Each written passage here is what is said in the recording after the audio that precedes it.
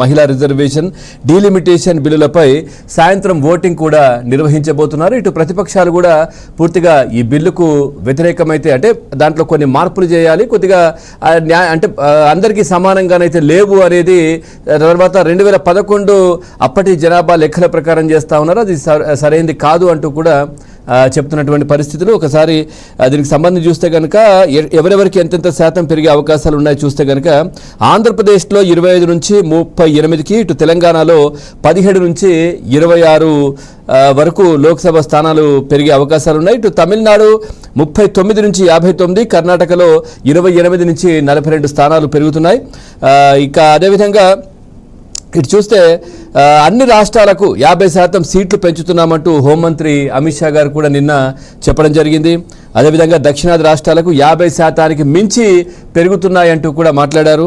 అదేవిధంగా మహిళలకు చట్టసభల్లో 33% రిజర్వేషన్ కల్పించాలన్న ప్రభుత్వం నిర్ణయాన్ని ఇటు పూర్తిగా ఒకవేళ వ్యతిరేకిస్తే మహిళా ప్రపంచం క్షమించదంటూ కూడా నిన్న ప్రధానమంత్రి కూడా మాట్లాడడం జరిగింది. మరి ఈరోజు ఏం జరగబోతోంది ఏంటి అనేది అయితే చూడాలి. లోక్సభ సీట్ల పెంచడం వల్ల రాష్ట్రాలకు ప్రస్తుత లభించేటటువంటి సీట్ల శాతంలో ఎలాంటి మార్పు ఉండదంటూ కూడా ప్రధానమంత్రి నరేంద్ర మోదీ హామీ కూడా ఇచ్చారు.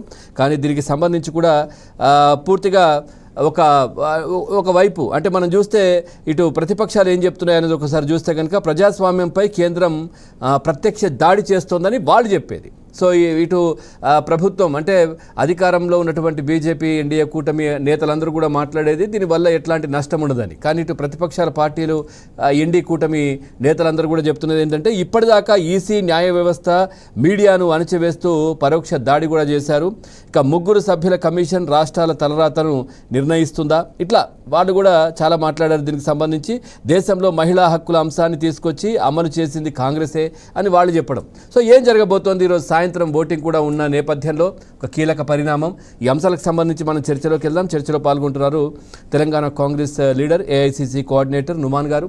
నుమాన్ గారు నమస్కారం. అదేవిధంగా రాజకీయ విశ్లేషకులు గాలి వినోద్ కుమార్ గారు నమస్కారం. అట్లాగే BJP party senior leader, AP BJP party Malakondaiah గారు, అందరికీ నమస్కారం. ముందుగా వినోద్ గారు, ఏంటి చూస్తున్నారు ఓటింగ్ ఈరోజు ఉండబోతోంది, సో ఎట్లా ఉండబోతోంది ఏంటి? ఇటు కాంగ్రెస్ పార్టీ అంటే దీన్ని మహిళలకు సంబంధించిన బిల్లుకు వ్యతిరేకం లేకపోయినప్పటికీ కూడా వ్యతిరేకించట్లేదు, కానీ దాంట్లో కొన్ని మార్పులు చేయాలని వాళ్ళు చెప్పడం. ఓవరాల్గా మీ అబ్జర్వేషన్ ఏంటి సార్ దీనికి సంబంధించి?